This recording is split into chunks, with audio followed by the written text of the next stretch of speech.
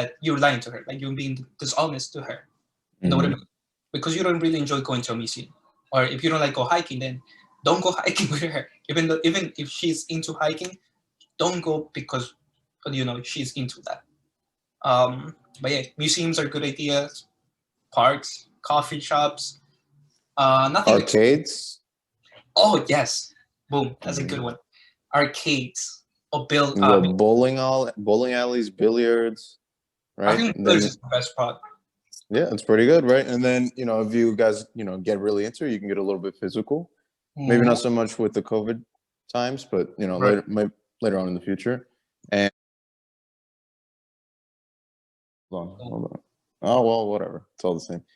Welcome back, everybody. Today is the 30th of December. We are one day away before New Year's Eve, right?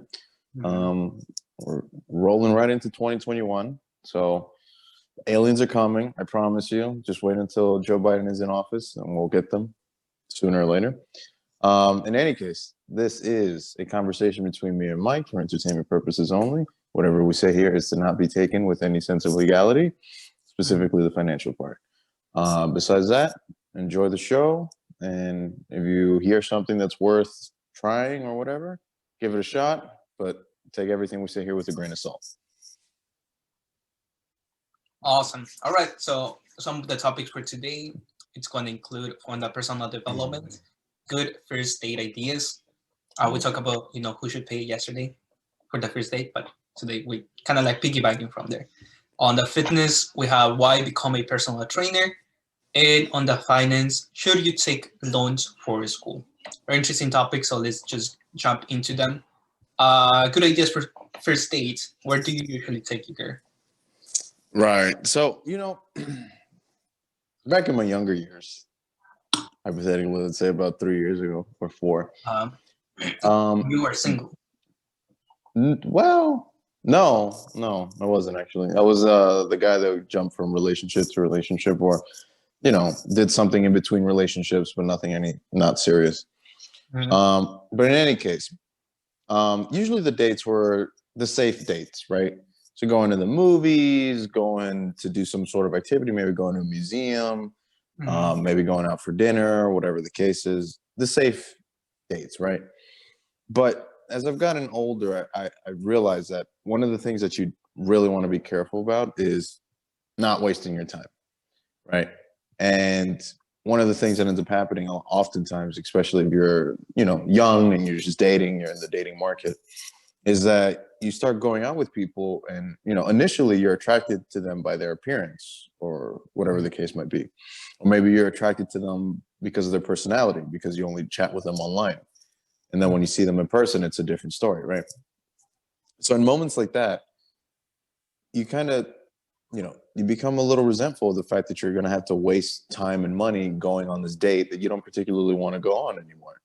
So you want to, I would suggest, and especially as I've gotten older, that you want to keep it in such a way where you can actually get to know the person. You can talk with them. You can sit with them. You can see how they react to things. You need to really be able to engage them to see what their thoughts are, what are their ideas, what do they have planned for the future. Now, obviously, maybe not throw all of this all at once, right? Because it can get pretty deep pretty quick. But suffice to say, you want to see who this person is, as opposed to them just kind of putting up a front, you meeting them for the first time, going on a safe date where you guys aren't really talking and, you're kind of just throwing glances at each other. Maybe there's some chemistry there, some tension, but you're not particularly into her or you're not into him or whatever the case is, whatever you're into. It's not a waste of time. You want to go in there knowing that like, this is either worth my time or it's not. And if it's not, I can just bounce out of here and that's it. Definitely agree with that. So I don't have to repeat what you said. Ideas for a good date. For me, usually I go with basic, with old school. Coffee. Usually grab a cup of coffee. That's the best way to right off the bat, you start getting to know her, jump into conversations. And now my dates usually did not just one thing. I do like to include multiple activities that I like to see if the girl's gonna also enjoy, and she's going to be like a good partner to be with. when I do my activities, the things that I like. You know what I Right, mean? right, right, right. What I do usually is going to the coffee date, and from there I start learning about her. Not to be like kind of like analytical. A I am creep. not a creep, but I try to listen to her, ask her about like what some of the things that she likes to do, what some of the things that basic questions about that. And like you mentioned, you don't want to waste her time, nor you don't want to waste your time as well. So I go to the coffee shop, coffee date, blah blah blah. After that, usually what I do is, depending on what I have learned from her, and depending on what I haven't done in like a while, I can go to the museum from there. We can go for a walk in the park. Usually, most of my dates I take them to the city because I've been dating city girls for a while now. But Mhm. usually it's very good spots to take on the first date, especially if it's like nice weather. Take her to Central Park. There's tons of activities, a lot of space to walk, and you can even sit down and just chill there for a while. Or you can also Not so like, much anymore. It's a little cold. well, right now, yeah. I mean, like when spring or summer, You can and go to the also, mall still. yeah, that's true. Another good spot that I found to take somebody on a first date is the Vessel. It's very nice, colorful, especially right now because it's winter. It has a lot of lights. I like it. Um, the park, Union Park, used to be my spot because there's so many things around it, and it's right on the middle that you can take any direction. And there's really Mhm. good coffee shops around there too. And during the summer, there's like places that you can be outside. So you take it from there. You learn about the girl or the guy that you're dating, and you take it from there to to do the next activity. And then the second day will be more that you kind of like agree between both of you.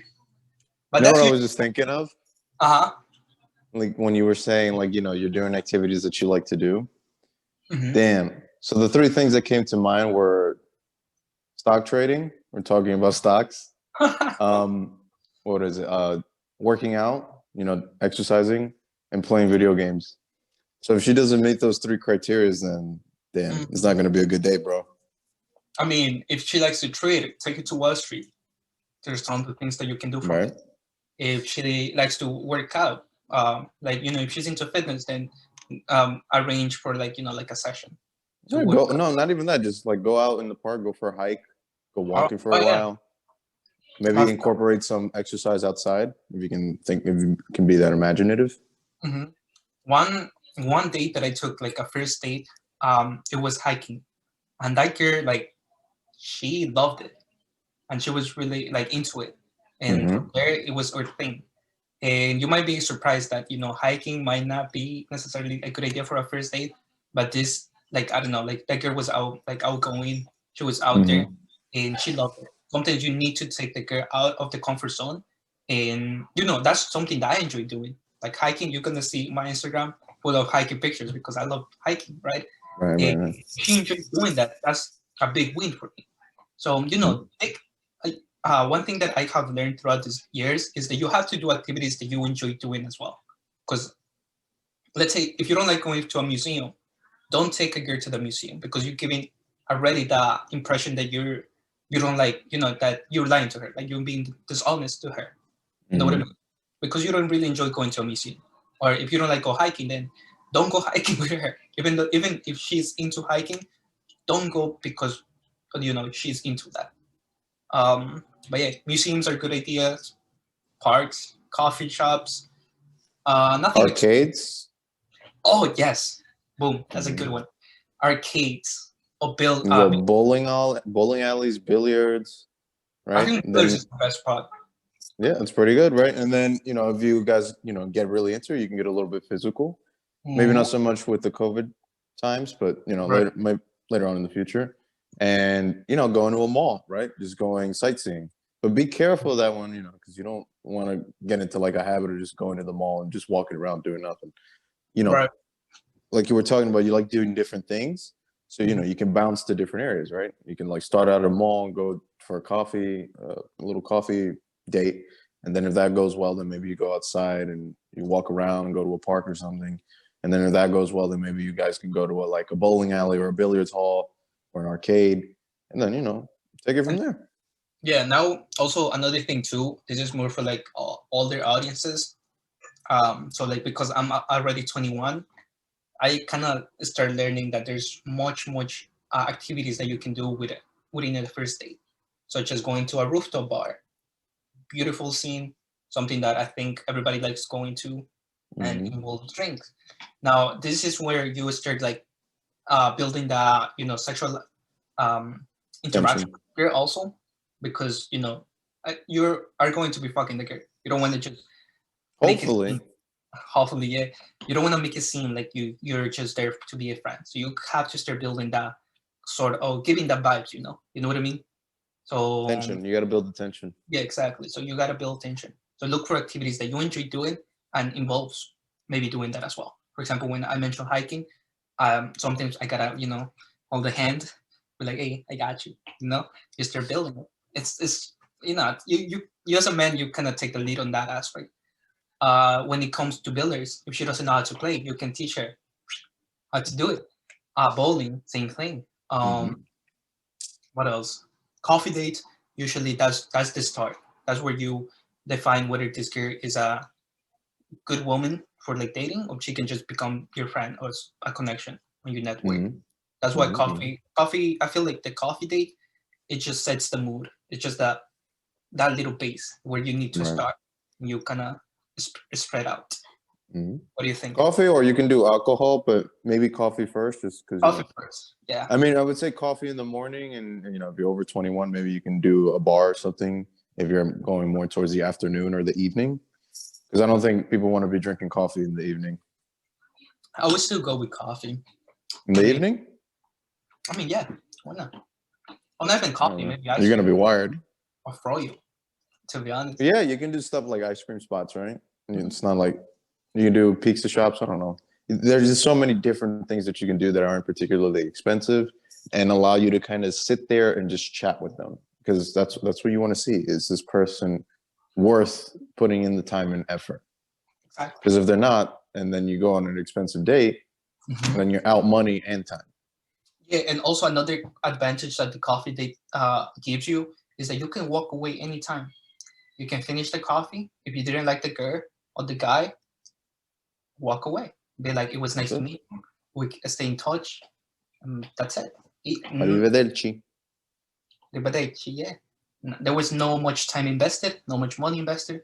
And more importantly, there was no attachment among each other because it was a short Right. period of time. So yeah, Right. that's good ideas. Some good ideas for a first date. Yeah, I think I that mean, about settles it. for me so far. Yeah, I mean, there's not much more to talk about. I feel like those are some solid ideas that you can kind of implement. Give them a shot, see if they work. Absolutely. Yeah. And like I said, you with time experience, you start learning more and more about what works for you and what doesn't work for you. All Mm-hmm. right. Let's move on to fitness. So why do you become a personal trainer? And why would Hmm. you recommend somebody that is not to All be? right, so let's start off with why I became a personal trainer. Mhm. Um, so ever since I basically like my junior year of high school, I would say. So now we're going back to like what 2014, 2013. So it was like 6, 7 years ago. I got involved with my school's weightlifting team. Not necessarily like they were, competing and doing stuff outside of school or anything. It's just like a club where you would go and exercise in the school's gym. Mhm. And within that little space, I kind of developed this, I guess, reputation, but also this like skill of being able to help people when it comes to exercising. Because prior to that, I was exercising on my own. I had some pretty good results. So once I got into the club and I, started exercising, people were asking me, how do I do this? Can you help me with this? What do you think about this? And then little by little, that kind of just kept building until, people just started to come to me just to help them because Mhm. they saw that I was someone that was knowledgeable, or that at least they perceived that was knowledgeable. And I kind of enjoyed it because I was helping people just become better. And, you know, there's such a thing as called as the law of reciprocity, where you want to do unto others as they've done unto you. So if somebody helps you or makes you feel good, you want to do the same for them. And to that end, that's exactly what I wanted to do. And to the best of my abilities, that's what I did at the club. And that kind of just kept going until, I got to college. I helped whoever I could. I worked out. We met each other because we started working out initially, right? And that kind of just built the relationship that we had. So through that, I kind of one day just stumbled upon the fact that there was this certification class in City College. Mm-hmm. And I was like, you know what? Why not? Let me just take it. People have been telling me, that I'm good at helping them, and maybe I should think about becoming a personal trainer. So I was like, why not? It's the opportunity's there. Let me just take it and let's see what happens. I took the chance and it ended up panning out. Although I did fail, actually, the first time I took the exam because I forgot the name of the stretches that we were supposed to do in the practical portion. That's it. But I did that again, I passed it, and then I moved on to doing an internship at a gym, and then that panned out, and now I've been working as a personal trainer for a little over a year and like 8 months. So we're almost going on 2 years now. So why did I do it? People were telling me I was good at it. I like doing it. And, it pays you for doing something that you'll enjoy doing anyways, working out and just becoming better. Now, as for the second question, why should you become a personal trainer? I would say it would have to be something similar. You enjoy helping others. You're good at it. You've gotten results, and this can be something that you can do on the side, like a side hustle. You can make money from it. And one of the things that they don't tell you initially is that it requires a lot of hustling, especially up front. Usually the biggest problem with personal training is that it can become more about marketing than as what it is that you value, what your offer is, or how much value you have. And, as unfortunate as the situation is, that's kind of just what it is. It's branding, right? It's the same reason why an Amazon or an Apple or Google are so big. They have a good product, but simultaneously they have good marketing. You can have a good product, but if your marketing is bad, nobody will know about it. And, it is what it is. That's the life that we live. So you have to be able to be good at marketing yourself, market what value you have, and you can sell on to others. But, you also have to be able to back that up. You can't just be somebody that talks a lot and doesn't deliver, because that's exactly where everything kind of falls apart for anybody, any company, any person, any personal trainer. If you can't deliver on what you're promising, then at the end of the day, that's going to come back to bite you. That's it. I think we talked about marketing before and how it makes you think that you need something that you don't actually need. But good marketing, something that I've learned about marketing throughout these years is that marketing is not selling the product, but the idea behind it. Think about it. Apple, it gives you the idea that, it's wealth, power, and the idea to create and think differently. That was the whole purpose about what Steve Jobs aimed for Apple to be. But then you have other more amazing computers out there, but they don't know how to market it well. Or even Google, it helps you to connect and find information on your tiptoes. So same thing. It's just the idea of the product that sells you. So same thing, I guess, marketing what are you doing? You gotta sell the idea that you're gonna become fit and you're going to achieve your goals, whatever goals they are in the fitness or your body wise. As a personal trainer, again, but on the most basic level, you have to have a strong foundation. You got to know what you're talking about, right? You can't just be like, oh yeah, I'm a personal trainer, and if you work with me, I'm going to help you achieve this by this time frame.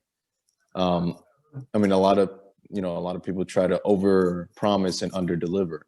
You have to be somebody that understands the realities of what life is and what people can do, and tailor that depending on who you're talking to, because that's a lot of what personal training is.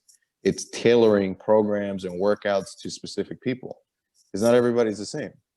Hypothetically, you can come up with the best nutrition plan, right? Like it hits all the macros, you do all the micronutrients, it's hitting all the ratios. But if that person can't stick to that diet, then that's not a good diet, no matter how good it is. It's all relative to the person and the individual and how well you can manage that, how well you can kind of work around them, as opposed to forcing them to work with what you got. Because Really. if they can't stick with it and you can't make that work, then they're just going to go find somebody else. Mm-hmm. Or they Yep. just stop altogether and quit. Yeah, definitely. You gotta inspire, right? You gotta inspire. Mhm. Pretty much that's your main job, and guide the people to achieve their goals. It's Yep. very it's interesting, and I think the background with your bachelor's on what is it like on nutrition, it's gonna Yeah, give nutrition and exercise science. and it's gonna give you a better foundation and a better also trust that you can give to your clients. So definitely, if you're interested into health, what is fitness, and if you're good at it and you have been, working out for a long time, then it might be a side hustle that you can pick up, and it doesn't take too much, right? It doesn't take too long, nor it's too expensive. Especially if you've been doing it for a while, right? Because the whole premise is that you've actually been working out and learning these things on your own because this is something that you wanted to do. You've wanted to get fit. You wanted to get a six-pack. You wanted to understand what you're eating. And, you'll have that knowledge and background before you even, let's say hypothetically, you want to go to school now to become an even better personal trainer or to become a dietitian or a physical therapist. I would say, though, that, again, these things aren't necessary. You don't have to go to school in order to know these things. You have the internet. You have people that are at the highest levels of these professions, and they are willing to teach you for free.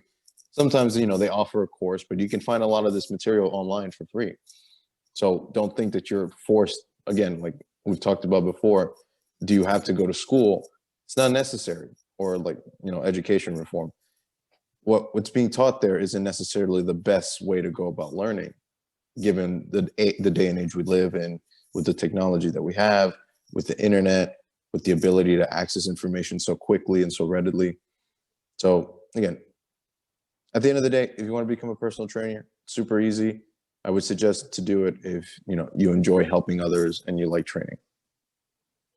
That's it. Yep, that's very good. Straight to the point. I'm not a personal trainer, so I cannot really talk about that very much. But let's go into finance. Should you take a loans for school? What do you think? All right, so we can speak from two different perspectives here because you took a loan and I haven't taken a loan. Right. So from my perspective, taking loans, especially from what I've heard from people around me, from like information I've read on, taking loans is not a good idea if you're not capable of paying that back. Right. And we've talked about it before, like taking loans is being in debt. And if you can't pay off your debt right away, then you probably shouldn't take that debt. However, there's always two sides to a coin, right? So you can't just say that it's bad and it's only bad. So that's the only way you can look at it. For some people, they take out a loan and they're doing it with a very specific intention and they're being really smart about it. So, you go to school to become some type of STEM major, right? So that once you get out of here, you'll probably get a good paying job that'll help you pay off those loans relatively quickly. But sometimes that's not the case, and you're just going to school for the sake of going to school, and you're taking out a big loan, learning something that's not particularly useful in today's society. So I would say, should you take out a loan? It depends. What are you going to do? Right. So just a little background about me. I went to University of Buffalo for my freshman year. I initially was supposed, I was half of my tuition and room was paid off, but the other half I had to pay from my own pocket. Right. So back then I didn't have the means, so I took out loans. And also another thing, college in my family, it's each of us had to pay for it. Like my sister paid for it, and I had to pay for it on my own. So I didn't have the help, even though they offered. I didn't have that. I didn't want their help because I wanted to be independent. But yeah, so I took out loans. I took, but the end of my freshman year, I ended up with a little over $9,000. Yeah, 9K 1 year, just my freshman year. So after that, I had to kind of, things that was going on in my life and where I saw myself in the next years. And also I wasn't sure the career I was choosing or picking or going into, which was computer engineering back then, wasn't the right fit. So all of these little things waited on me taking a semester off and rethinking it, what I'm going to do. So I was fortunate enough during this break to land a very, really good job that was paying well. So I was making good money, and I decided to go back to school. And I decided to go with computer science because I saw that it was worth it, and I could take a lot of advantage and beneficial in my life. So here I am, one semester away from graduating. I've been paying from out of my pocket because my pops, they make good money, so I don't get any financial aid. So I didn't have to take loans until this semester. Actually, yeah, that's last semester that just passed.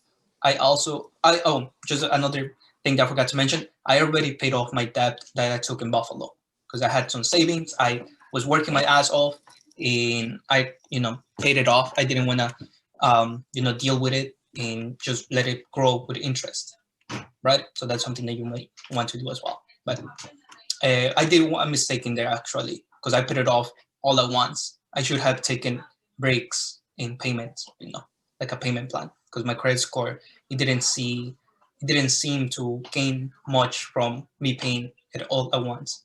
So right now I took a partial loan just because I didn't want to take from my investment portfolio. I felt like I was getting a better return in my portfolio, and I was like, fuck it, let me just take loans, just build my credit a little bit more. It is not as much as before, so I'm actually going to end up graduating with about 5 grand in loan. So I'm just next semester as well, and that's not much. Like with my job that I'm hoping to land, I will pay it off within like the year, within the first year. It's not bad at all. So that's my experience with debt. So I would definitely say that good debt, like I said, building your credit is good and whatever. But if you're going for a major that is worth and later on is gonna help you pay off the debt, then go ahead and take it. But if you're going to maybe choose a name, maybe you're going to Boston University or a Penn State or Washington University, which is the most expensive school here in the U.S. And maybe you're just doing like a liberal arts or something not very specific, then I don't think it would be worth being like 100K in debt after you graduate, because that's going to take longer time, and it's just going to be a headache for you because it's going to put you on hold to start building or start achieving the things that you want to do. Maybe it is a travel, maybe it's buying a house, or investing. It's gonna put you on hold. It's a huge weight, I guess, in having that amount of debt. In some schools, they are about 65 grand to 70 grand per semester. I think it's per year. Per year. Per year. So that's huge. Mind you, you're going to college for 4 years. You're about to be in debt for like 300K or more. So I don't think with that money you can buy a house. So look for cheaper options. I always kind of didn't see too much value on city college or like CUNY schools in particular, because I was so cocky that I was gonna get a scholarship or full ride when I was in high school. I didn't apply for any of them, and even I did apply for CUNY for city college, but I applied for the honors program, and I didn't realize I had to apply for different applications. So see the options. There are cheaper options. I know you're trying to go away. It's definitely a good experience. I don't regret it because I definitely had fun, but I think you will start maturing as you start growing older. You realize that some of those things are just superficials, and you actually want to think ahead, like 5 to 10 years from where you are right now. So if you're 18, looking for a college option, look again. And community colleges are really good as well, especially if you got one last thing that I would add there, just before we wrap up the topic here. So again, like you were saying, going away, you want to go away for college because you've been through middle school, high school, you've been home the whole time. Your parents are on your ass, and you just want to get away. You want to escape. Right.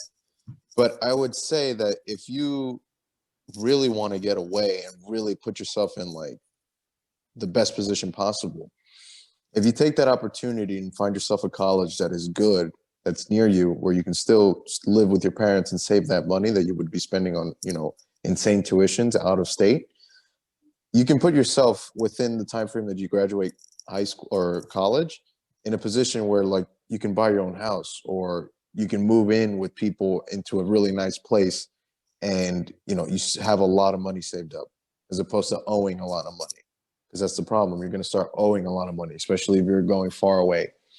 Because I get it, you want your freedom, but if you're willing to sacrifice just a little bit more time, which it's something that you will have within that time frame of from like your 20 to 30s, if you can sacrifice those extra couple of years in the beginning, that way you have that freedom for the next decade or decades to come, you'll be in a much better place. Because that's the thing, that delayed gratification, if you can just put that on for a little bit longer and really get yourself in a really good position, dude, you will be so much better off. Absolutely, definitely agree with that. Also, another thing, this is that system that our generation lives on is kind of fucked up, because as we mentioned, with inflation, and like few decades, like Generation Z or like older generations, they used to work only a summer, and they were able to pay off the whole semester. So we don't have that privilege anymore. Some of us have to work part-time and go to college, and that's challenging. And sometimes employees are going to see that you are sacrificing a lot. So there's always a good side to everything. Look at the positive side, the bright. Yeah, for sure. All right, I think that wraps up that topic. Yeah.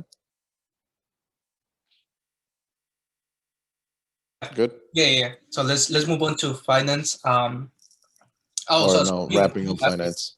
News updates. All right. What do you got? Well, actually, I have few topics right here. So today the market was on green. Pretty good news. Energy and basic materials both gained over 1%. Healthcare and technology consumers, they all close lower actually. Bitcoin almost reaches that 30K soon enough. Is sitting on Coming. what? It's coming.